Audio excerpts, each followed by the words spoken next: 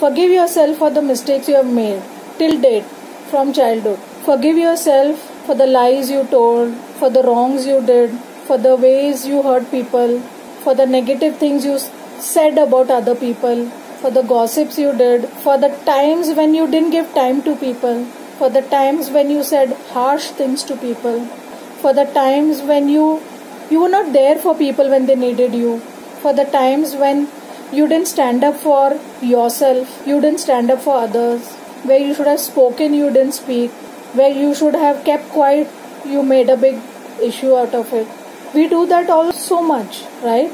We make mistakes, not just in our big ventures or office or money or even these small things in relationships. We don't say I love you to our parents enough. We should. We don't say I love you to our spouses or our children enough. We should. Express your feelings. Share your emotions. They deserve it. So all the places that you have failed to be there for them, where you fail to be your most loving, caring persona, where you fail to be your most giving, your most generous self, forgive yourself for that. Because you made a mistake. You didn't know better. You were stuck in your ego. You were stuck in your societal feelings. You were stuck in your fears.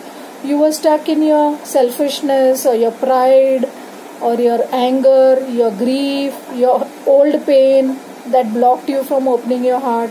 Something or the other has blocked you. But today you know better.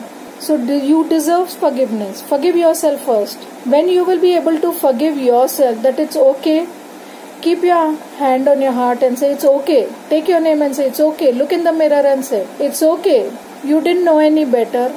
You did the best you could, given the knowledge you had, given the resources you had, given the understanding you had. You did your best. Now you know better. Don't make the mistake again. Next time when you have a chance, live up to it. Promise yourself you will do it and forgive yourself. Say I forgive you. Look in the mirror and say I forgive you for all the mistakes you have ever done, and see how nice you feel. And once you have forgiven yourself, you'll find it easier to forgive others, because you know that they are also behaving out of their past pains, hurts, anger, angst, fears. They are behaving only from the knowledge they have. They don't know the action, what consequences they have, what karmas they are making. I love that line of Jesus, God forgive them for they know not what they do. That's exactly what is true. Had we known the consequences of our karmas, would we do it? We wouldn't. Similarly, others don't know the consequences of the karma, whether it is good or bad. They are hurting you or they are causing pain. They don't know. They don't realize. They are so filled with their pride or ego or their anger. Forgive them. It's okay. They will learn eventually.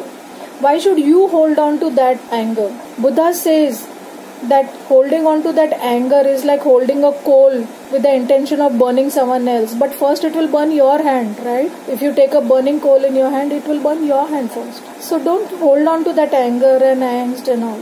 Let it go. Forgive them. Give them a chance to correct their karmas. Forgive it. They didn't know any better. Remember that.